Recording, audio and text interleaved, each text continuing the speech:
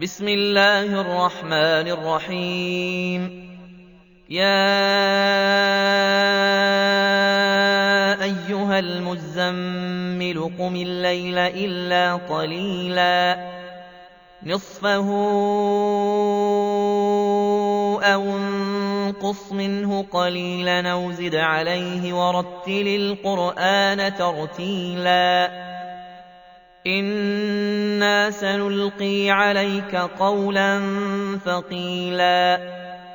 إن ناشئة الليل هي أشد وطئا وأقوم قيلا إن لك في النهار سبحا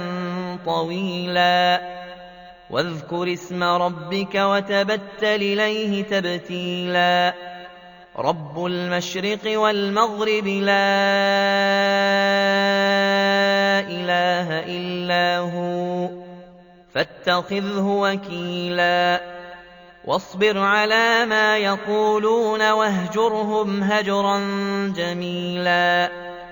وذرني والمكذبين أولي النعمة ومهلهم قليلا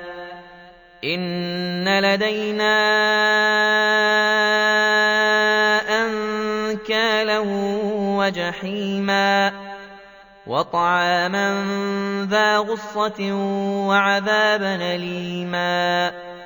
يوم ترجف الأرض والجبال وكانت الجبال كثيبا مهيلا إنا أرسلنا إليكم رسولا شاهدا عليكم كما أرسلنا إلى فرعون رسولا فعصى فرعون الرسول فأخذناه أخذا وبيلا فكيف تتقون إن كفرتم يوما يجعل الولدان شيبا السماء منفطر به كان وعده مفعولا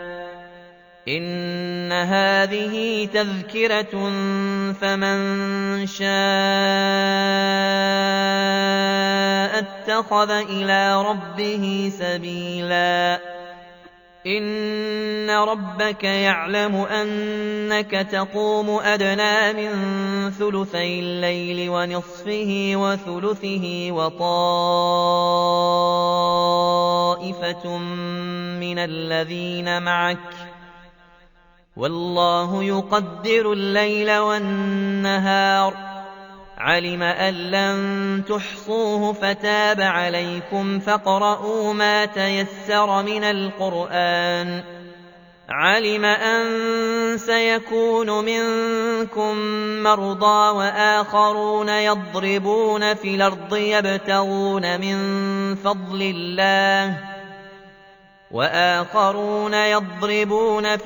يبتغون من فضل الله وآخرون يقاتلون في سبيل الله فاقرؤوا ما تيسر منه وأقيموا الصلاة وآتوا الزكاة وأقرضوا الله قرضا حسنا وما تقدموا لأنفسكم من خير تجدوه عند الله هو خيرا وأعظم أجرا